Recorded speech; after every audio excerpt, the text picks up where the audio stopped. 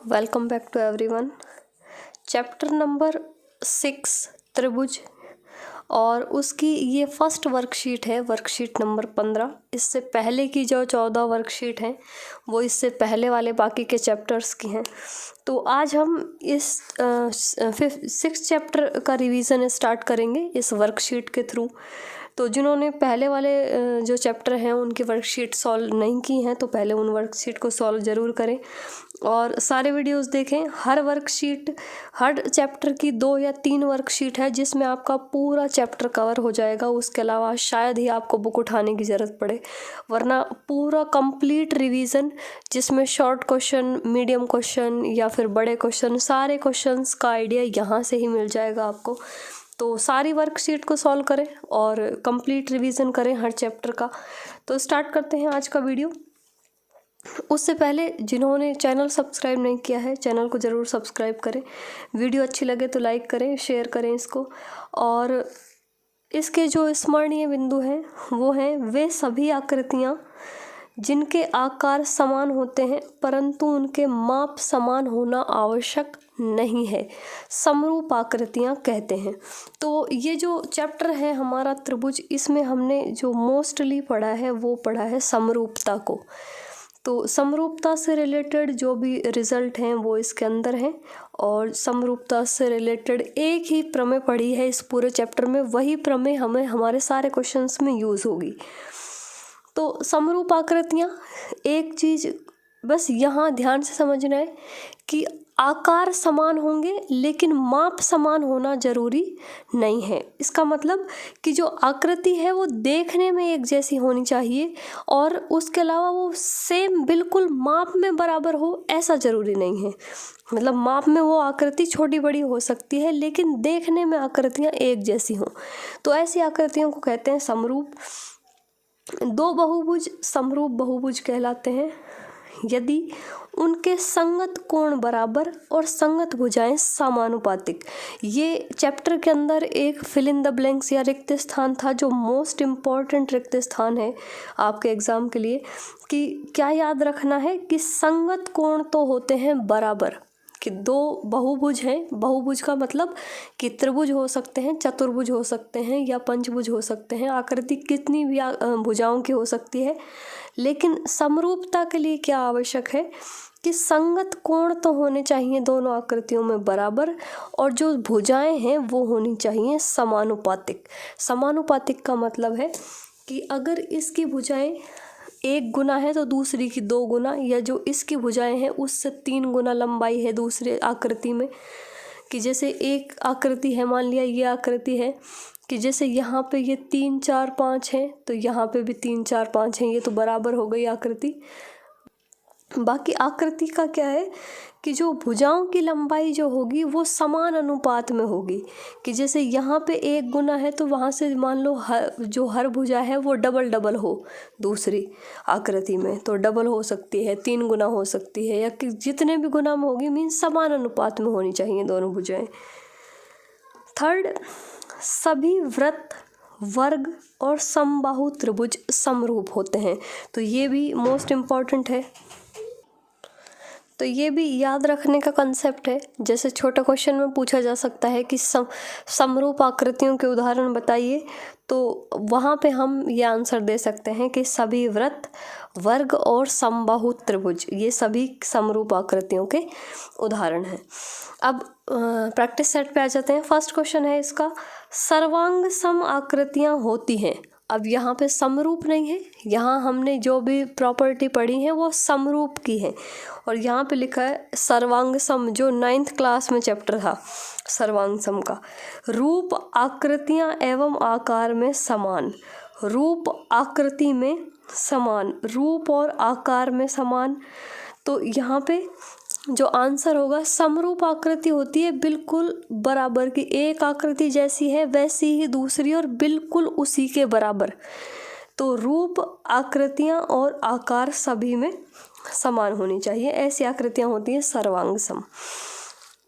अब ये 2 त्रिभुज है, त्रिभुज ABC और त्रिभुज PQR। तो क्या पूछा है कि त्रिभुज ABC और त्रिभुज PQR हैं। अब इसमें देखो यहाँ पे ये समकोण त्रिभुज है, यहाँ भी समकोण त्रिभुज है और भुजाएं हैं। जैसे इसका आधार, ये समकोण त्रिभुज में 3 तरह की भुजाएं होती हैं, एक जो बेस होता है, एक परपेंडिकुलर और एक हाइपोटेनस। तो ये आधार है, ये इसका लंब है और ये इसका कर्ण है। वही इसमें भी ये आधार है, ये लंब है और ये कर्ण है। तो ये जो ABC है, ABC और PQR,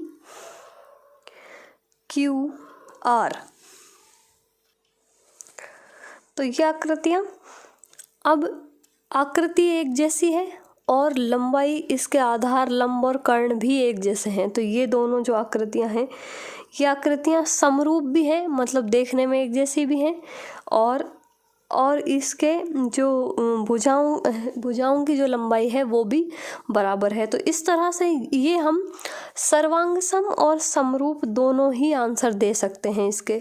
लेकिन एक मिस्टेक है इसमें, जब भी हम क्वेश्चन का आंसर देते हैं, यहाँ पे हमको जर्नली पूछा है कि ये आकृति और ये आकृति कैसी है, तो वो हम बता सकते हैं कि सर्वांग सम और समरूप दोनों ही हैं। लेकिन अगला, 2 बहुभुज समरूप होंगे यदि, तो 2 बहुभुज समरूप कब होते हैं? जब संगत कोण समान हो और संगत भुजाएं समानुपाती हो, दोनों कंडीशन, यानी कि दोनों ही ए व ब। अगला, चित्रानुसार समचतुर्भुज PQRS, ये एक समचतुर्भुज है और वर्ग ABCD ये एक वर्ग है, तो क्या ये समरूप होंगे, ये पूछा है। ये तो समचतुर्भुज है और ये है वर्ग। समरूप होने की क्या कंडीशन? समरूप होने के लिए 2 कंडीशन होनी चाहिए कि संगत कोण बराबर होने चाहिए।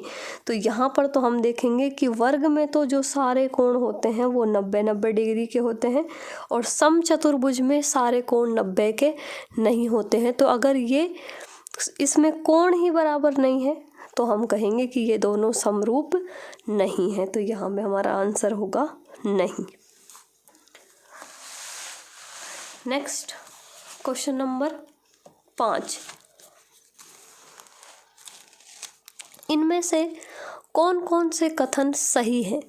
सभी सर्वांग सम आकृतियां समरूप होती हैं। तो देखो, सर्वांग सम में कोण भी, संगत कोण भी बराबर होते हैं और संगत भुजाओं की लंबाइयां भी बराबर होती हैं। तो सर्वांग सम आकृतियां समरूप तो होती ही हैं। तो ये सही है कथन। कौन से कथन सही हैं? तो ये पहला सही है। सभी सर्वांग सम आकृतियां समरूप नहीं होती, ये जरूरी नहीं है। सभी समरूप आकृतियां सर्वांग सम होती हैं, ये जरूरी नहीं होता क्योंकि समरूप में जो भुजाएं हैं वो समान अनुपात में, यानी कि एक आकृति छोटी और एक बड़ी हो सकती है समरूप में। लेकिन सर्वांग सम का जैसे नाम ही है सर्व अंग सम, यानी कि जो लंबाई जो है किसी भी आकृति है उसकी जो भुजाओं की लंबाई है वो भी बराबर होनी चाहिए और कोण भी बराबर होने चाहिए। तो समरूप आकृतियां सर्वांग सम नहीं होती, सर्वांग सम आकृतियां समरूप होती हैं। ठीक है, तो ये इसका फर्स्ट ऑप्शन ही राइट हो जाएगा। किस प्रकार के त्रिभुज सदैव समरूप होंगे? तो ये हमने अभी पिछले वाले क्वेश्चन, यहाँ पे जो हमने इसके इम्पॉर्टेंट पॉइंट पढ़े थे कि जो समबाहु त्रिभुज होते हैं जिनकी तीनों भुजाएं बराबर होती हैं, तो जो समबाहु त्रिभुज होते हैं वो सदैव ही समरूप होते हैं। अगला देखो, त्रिभुज ABC और त्रिभुज PQR, ABC PQR क्रम इस बार सही लिखा है। क्या समरूप हैं? तो देखो चेक करेंगे समरूप हैं कि नहीं। यहाँ पे कोण देखते हैं, क्योंकि पहले कोण बराबर होने चाहिए, भुजाएं समान अनुपात में होनी चाहिए। तो देखो कोण इस पे ए कोण पे 60 डिग्री है, ऐसे ही P बिंदु पे भी 60 डिग्री है, B बिंदु पे 50 है तो Q बिंदु पे भी 50 है, C बिंदु पे 70 है तो R बिंदु पे भी 70 है। यानी कि जो कोण है वो तो संगत कोण तो क्या है? बराबर। यहाँ पे इसने पूछा है कि समरूप हैं, यदि हैं तो क्यों लिखें? क्यों मीन्स हाँ, क्या क्या कंडीशन इसमें अप्लाई हो रही हैं? तो यहाँ पे हम लिख सकते हैं कि संगत कोण बराबर, संगत कोण तो बराबर है। अब भुजाओं के अनुपात देखते हैं। देखो भुजाएं, AB भुजा 9 सेंटीमीटर की है, ए बी, और इसमें हम ए बी के साथ में करस्पॉन्डिंग कौन सी भुजा आएगी, जैसे यहाँ पे हमने शुरू वाले दो अक्षर लिए हैं ए बी, तो यहाँ पे अक्षर आएंगे पी क्यू, यानी कौन सी भुजा, पी क्यू। तो ए बी और पी क्यू का अनुपात देखते हैं। देखो ए बी है 9 और पी क्यू है 6। इसमें 3 का भाग जा सकता है, 3 तिया 9 और 3 दूना 6, तो ये आ गया। और रफ में निकाल के देखते हैं, देखो बाकियों को, ए बी का और पी क्यू का। अब हम अगला लेंगे बी सी का और क्यू आर का, क्योंकि यहाँ से देखो 2 अक्षर लास्ट के, यहाँ भी 2 अक्षर लास्ट के, तो बी सी का और क्यू आर का अनुपात, तो बी सी है 3 और क्यू आर है 2, अनुपात वही इसके बराबर, तो ये किसके बराबर है, बी सी बटा क्यू आर के। अब कौन सी भुजा बची, ए सी और पी आर, तो इसको भी चेक करते हैं। देखो ए सी बटा पी आर, भुजाओं के अनुपात ले रहे हैं हम संगत, कि इसमें ये भुजा और इसके संगत इसमें कौन सी भुजा है, तो ये वाली है, इसमें ये भुजा और इसके संगत इसमें ये वाली भुजा है। तो ए सी है 6 सेंटीमीटर और पी आर है 4 सेंटीमीटर, 2 का भाग जा सकता है, 2 तिया 6 और 2 दूना 4, तो ये भी 3/2, ये भी 3/2, ये भी 3/2, सारे बराबर, तो इसी को हम लिख सकते हैं ए सी बटा पी आर। और क्या लिख सकते हैं यहाँ से कि भुजाएं समानुपाती हैं, भुजाएं समानुपाती हैं, संगत कोण बराबर हैं और भुजाएं समानुपाती हैं, इसलिए ये दोनों आकृतियां कैसी, समरूप। त्रिभुजों के समरूपता के प्रतिबंध लिखिए, तो वही जो यहाँ पे हमने लिखे हैं कि संगत कोण बराबर होने चाहिए तथा संगत भुजाएं समानुपाती होनी चाहिए, उसको वापस भी लिख सकते हैं। क्या लिखेंगे कि संगत कोण बराबर होने चाहिए और संगत भुजाएं समानुपाती होनी चाहिए। अगला क्वेश्चन नंबर 9, क्वेश्चन नंबर 9 है त्रिभुज ए बी सी में, ये त्रिभुज दिया हुआ है ए बी सी में डी ई समांतर है बी सी के, ये जो भुजा है ये डी ई, ये समांतर है बी सी के। समांतर का मतलब जानते हैं कि इनको कितना भी आगे बढ़ाएंगे ये दोनों आपस में काटेंगे नहीं, तो ये समांतर भुजाएं हैं। तो आधारभूत आनुपातिक प्रमेय से, जो एक ही प्रमेय पढ़ी है हमने इस चैप्टर के अंदर, वो प्रमेय है आधारभूत आनुपातिक प्रमेय। कौन कौन सी भुजाओं में समान अनुपात होगा, वो प्रमेय क्या है, कहती है कि अगर कोई त्रिभुज है, जैसे ये त्रिभुज है, इसमें कोई 2 भुजाएं समानुपाती हैं, समांतर हैं, तो वो जो भुजाएं, ये जो भुजा समांतर जो है इसके, ये बाकी की जो 2 भुजाओं को जहाँ जहाँ काटती है वो भुजाएं समान अनुपात में कटती हैं। मतलब जैसे इस डी ई ने इसको और इसको ये 2 टुकड़ों में कर दिया, ए डी और डी बी और ए ई और ई सी, तो ये जो अनुपात होगा भुजाओं का ए डी बटा डी बी, तो इधर ये ए डी बटा डी बी में बटा, तो इधर कैसे बटेगा, ए ई बटा ई सी में। यहाँ पे देखेंगे ए बी बटा डी बी, यानी कि ए बी डी बी, तो उसी क्रम में हमको इधर लेना है, यानी कि पहले पूरी भुजा ए बी, इधर पूरी ले ली ए बी, तो इधर लेंगे ए सी, इधर बटे में क्या है डी बी, यानी नीचे वाला पार्ट, तो यहाँ पे हम लेंगे ई सी। इस तरह से एक साइड का पार्ट देख लेंगे और दूसरी साइड को उसी के हिसाब से बराबर कर देंगे। ऐसे जैसे यहाँ पे ले लिया ए बी और ए डी, यानी कि पहले पूरी भुजा ए बी, तो इधर क्या लेंगे ए सी, फिर क्या लिया है ऊपर वाला पार्ट, तो इधर भी ऊपर वाला ले लेंगे ए ई।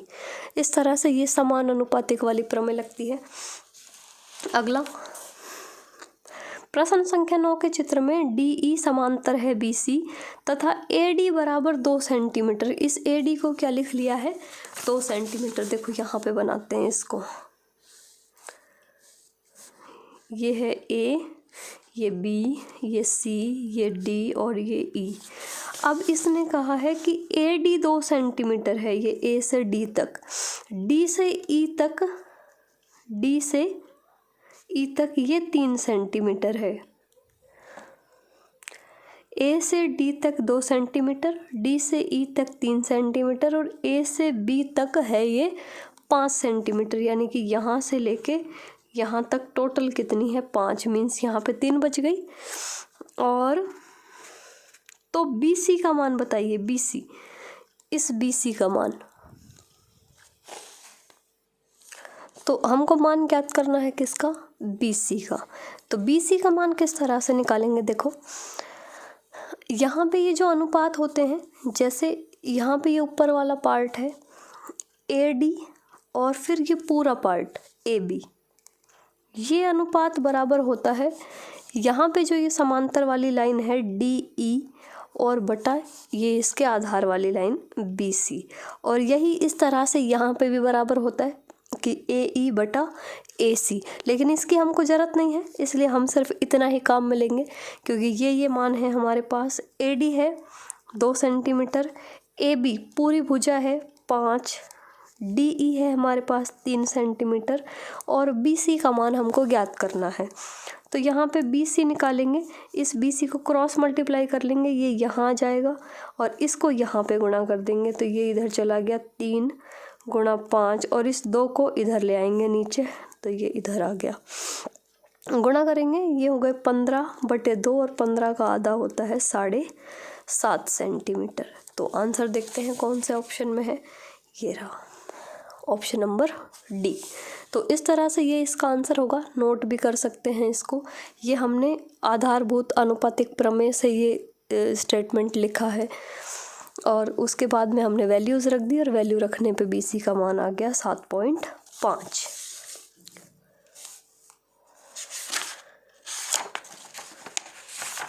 तो ये वर्कशीट के 10 क्वेश्चन सॉल्व हो गए। नेक्स्ट क्वेश्चन है इसका क्वेश्चन नंबर 11। चित्र में डी ई समांतर है बी सी के, सेम टू सेम सारे, क्योंकि एक ही प्रमेय है इस चैप्टर के अंदर इसलिए क्वेश्चंस भी ज़्यादातर एक जैसे ही होंगे। ए सी बराबर है 20 सेंटीमीटर, यहाँ पे ये जो ए सी है पूरी भुजा वो है 20 सेंटीमीटर। उसके बाद ई सी यानी कि उस साइड वाली भुजा का नीचे वाला पार्ट, यहाँ पे एक चित्र और बनाते हैं, देखो ए बी सी और ये है डी ई। अब ये ए सी यानी यहाँ से यहाँ तक 20 सेंटीमीटर है और ई सी है 5 सेंटीमीटर, डी से ई तक है 12 सेंटीमीटर। तो बी सी ज्ञात करना है। वही देखो यहाँ पे है, अब हम यहाँ पे इस वाले पार्ट को लिख सकते हैं। देखो यहाँ से यहाँ तक की भुजा है 20, तो मीन्स यहाँ पे कितनी बची 15, ये 5 है तो बाकी बची 15। तो अनुपात हम इसी तरह से लिखेंगे कि ए ई बटा ए सी, यानी कि ऊपर वाला पार्ट और बटे में पूरा, ये बराबर होता है इस भुजा के और इस भुजा के अनुपात के बराबर। तो डी ई बटा बी सी वैल्यूज़ रखेंगे। ए ई का मान है 15, ए सी का मान है 20, डी ई का मान है 12 और बी सी का मान हमको ज्ञात करना है। वही क्रॉस मल्टीप्लाई करेंगे तो बी सी बराबर आएगा, ये 12 इधर जाके गुणा हो जाएगा तो 12 गुणा 20/15। 3 का भाग लगा सकते हैं, 3 का भाग लगाएंगे तो 3 का भाग यहाँ जाएगा 4 बार और यहाँ पर जाएगा 5 बार और ये 20 ऐसे कैसे बच गया। गुणा कर लेंगे इनको या भाग लगा सकते हैं, यहाँ भी देखो 5 का भाग 20 में चला जाएगा तो ये हो जाएगा 4 गुणा 4 और ये आंसर आ गया 16 सेंटीमीटर। ऑप्शन देखते हैं कौन सा, option number B. Next question, वही डी ई समांतर है बी सी के, ए ई बटा ई सी लिखा हुआ है। अब यहाँ पे हम चित्र में ही देख लेंगे इसको कि ए ई है 3 और ई सी है 2, ए डी बराबर है 2.7, तो डी बी की लंबाई हमको ज्ञात करनी है। तो देखो वही अनुपात जिस तरह से दिए हुए हैं उसी तरह से हम दूसरी तरफ भी लिख देंगे कि ए ई बटा ई सी बराबर होगा ए डी बटा डी बी के। डी बी चाहिए, मान रख देंगे सबके। ए ई का मान है 3, ई सी का मान है 2, ए डी का मान है 2.7 और डी बी का मान है हमको ज्ञात करना। तो बाकी की वैल्यूज क्रॉस मल्टीप्लाई करेंगे, डी बी इधर आ जाएगा, ये इधर चला जाएगा 2.7, ये बटे में है जो गुणा में चला जाता है और जो गुणा में है वो भाग में आ जाता है।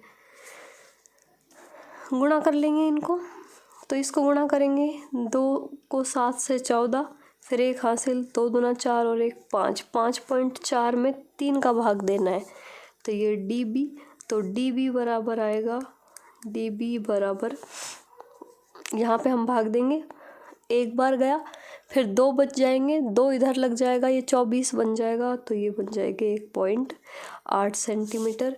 तो यहाँ पे आ गया डी बी बराबर 1.8 सेंटीमीटर। आया कैसे वो हम यहाँ पे चित्र बना के और चित्र में ये सब लिख सकते हैं। वही एक ही प्रमेय है कि त्रिभुज में दोनों भुजाओं में जिस जिस तरह से मान दिया हुआ है उसी तरह से हमको अप्लाई करना है और आंसर निकालना है। अगला देखो, नाम बदल दिया है आपकी बार त्रिभुज का, कि त्रिभुज का जो नाम है वो है पी क्यू आर और जो समांतर भुजा है इसके अंदर वो है एक्स वाई। तो यहाँ पे लिखा हुआ है कि ये जो पी क्यू है, पी से लेके क्यू तक की दूरी वो 7 है और एक्स से लेके क्यू तक की दूरी है 3। तो इसको बनाते हैं, देखो पी क्यू आर और यहाँ पे ये एक्स वाई। पी से क्यू तक 7 है टोटल, यहाँ से लेके यहाँ तक। एक्स से लेके क्यू तक 3 है, पी से लेके आर तक यानी कि टोटल दूरी इधर है 6.3 और हमको वाई से लेके आर तक की दूरी चाहिए। तो वही हम समानुपातिक प्रमेय लगाएंगे यहाँ पे भी। समानुपातिक प्रमेय से, तो समानुपातिक प्रमेय क्या होती है, यहाँ पे देखो मान नीचे नीचे वाली भुजा का दिया हुआ है और इधर नीचे वाली भुजा का ज्ञात करना है। तो हम किस तरह से लिखेंगे इसको कि यहाँ पे हम लिख सकते हैं एक्स क्यू बटा पी क्यू और इधर भी ऐसे लिख देंगे वाई आर बटे पी आर, यानी कि पहले इधर देखो, इधर जिस तरह से लिया होगा उसी तरह से हम उधर लिखेंगे। तो यहाँ पे पहले नीचे वाली भुजा ली है, बाद में पूरी भुजा ली है, तो यहाँ पे भी पहले नीचे वाली भुजा बाद में पूरी भुजा। ऐसा कुछ ज़रूरी नहीं है, पहले हम पूरी ले सकते हैं बाद में नीचे वाला पार्ट ले सकते हैं, तो उससे भी तो फिर हम उधर भी उसी तरह से लेंगे। तो मान रखेंगे, देखो एक्स क्यू का मान है 3, पी क्यू का मान है 7, वाई आर हमको ज्ञात करना है और ये मान है 6.3। सॉल्व करेंगे, इसको इधर ले आएंगे तो वाई आर बराबर हो गया 3/7 और ये गुणा 6.3। इसमें भाग देंगे तो ये 7 में 63 में भाग देंगे 7 का, तो 9 बार जाएगा, लेकिन बीच में दशमलव है इसलिए आंसर आएगा 0.9। 0.9 को 3 से गुणा करेंगे तो ये आ गया 2.7, इसलिए वाई आर की वैल्यू आ गई, वाई आर बराबर 2.7 सेंटीमीटर। इस तरह से सॉल्यूशन ये लिखेंगे इसको नोट कर सकते हैं यहाँ पे, वीडियो को पॉज करके फिर लिख सकते हैं आप। तो ये आंसर है और ये क्वेश्चन सॉल्व हो गया। नेक्स्ट क्वेश्चन, लास्ट चित्र में 12 मीटर छड़, ये 12 मीटर की छड़ है, ए बी की छाया 8 मीटर है, मीन्स ये वाला पार्ट 8 मीटर है, कि मीनार पी क्यू की छाया 40 मीटर है, यानी कि ये पूरा पार्ट 40 मीटर है। तो मीनार की ऊंचाई ज्ञात कीजिए। देखो इस त्रिभुज को हम अगर इस तरह से बनाएं कि ये आकृति को अगर हम इस तरह से बनाते हैं कि ये कोई मीनार है पी क्यू और ये इसकी छाया है यहाँ से क्यू से लेके सी तक, तो इसके समांतर एक लाइन बनी हुई है इस तरह से ए और बी, ये दूरी है 12 ए से बी वाली, और बी से सी तक की दूरी है 8, और सी से क्यू तक की दूरी टोटल है 40 मीटर। ये ज्ञात करनी है, यानी कि इस भुजा के समांतर वाली भुजा। तो देखो कैसे लिखेंगे इसको, ये अनुपात ऊपर वाला पार्ट और पूरा पार्ट का अनुपात इसके और इसके अनुपात के बराबर होता है। तो क्या लिखेंगे, सी बी बटा सी क्यू। देखिए यहाँ पे ये जो कॉर्नर जहाँ पे बनता है वहाँ से लेके ऊपर वाला पार्ट, इसका और पूरे का अनुपात इन दोनों समांतर लाइनों के अनुपात के बराबर होता है। तो यहाँ पे ये हो गया ए बी बटा पी क्यू, मान रखेंगे ये 8 है, ये सी क्यू 40 है, ए बी 12 है और पी क्यू ज्ञात करना है। सॉल्व कर लेंगे क्रॉस मल्टीप्लाई करके, पी क्यू यहाँ आ जाएगा, ये 40 इधर चला जाएगा, 12 गुना 40, और ये 8 नीचे आ जाएगा। भाग देंगे 8 का 40 में, 5 बार चला जाएगा, और ये आ गया 12 पंजे 60। तो ये आंसर आएगा इसका पी क्यू बराबर 60 सेंटीमीटर। और सॉल्यूशन हम लिखेंगे ये वाला। कहाँ से लिखा, इसको भी वही आधारभूत समानुपातिक प्रमेय से। तो इस तरह से ये वर्कशीट सॉल्व हो गई। बहुत इंपॉर्टेंट वर्कशीट है।